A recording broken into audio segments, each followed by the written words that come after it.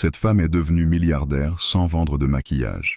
Elle a trompé des millions de patients, levé 700 millions de dollars auprès d'investisseurs et bâti un empire médical sur une invention qui n'a jamais existé. Voici l'histoire du scandale Theranos. Née en 1984 à Washington, Elizabeth Holmes grandit dans une famille influente. Dès l'enfance, elle affiche une ambition démesurée, devenir milliardaire et changer le monde. Son avenir s'annonçait radieux. Elizabeth Holmes voulait révolutionner la médecine. À 19 ans, elle abandonne Stanford pour créer Theranos, une start-up promettant de détecter 200 maladies avec une seule goutte de sang. Un projet qui a séduit Wall Street, mais cachait une immense supercherie.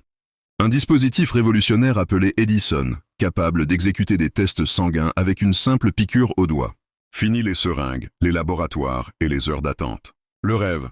Sauf que la technologie ne fonctionnait pas. Mais ça, personne ne le savait encore. Theranos a levé 700 millions de dollars auprès de fonds prestigieux et atteint une valorisation de 10 milliards de dollars. Son conseil d'administration était rempli de légendes politiques comme Henry Kissinger et George Shultz. Pourtant, aucun expert médical n'était à bord. Quelle crédibilité! Elizabeth Holmes maîtrisait l'art de la persuasion, toujours vêtue de noir, à la Steve Jobs. Une vision simple, rendre les tests sanguins accessibles à tous. Une promesse, sauver des vies. Mais derrière, les failles s'accumulaient. Les machines Theranos ne fonctionnaient pas. Pour masquer cela, ils utilisaient des machines Siemens classiques pour traiter les échantillons. Les résultats étaient souvent falsifiés avant d'être envoyés aux patients. Des vies ont été mises en danger. La technologie derrière Theranos posait un problème évident. Les volumes de sang prélevés étaient trop faibles. Les analyses nécessitaient des équipements séparés. Dès 2003, des experts comme Phyllis Gardner dénoncent l'impossibilité scientifique. En 2013, Theranos signe avec Walgreens pour proposer des tests dans ses pharmacies. Entre 2013 et 2015, Theranos comptabilise plus 7 millions de tests vendus sur 150 000 patients. Les résultats sont catastrophiques. Plus d'1 million de résultats erronés. Des faux négatifs retardant des diagnostics critiques. Des faux positifs pour des cancers entraînant des traitements inutiles. Theranos ne fait plus que mentir. Des vies sont en danger.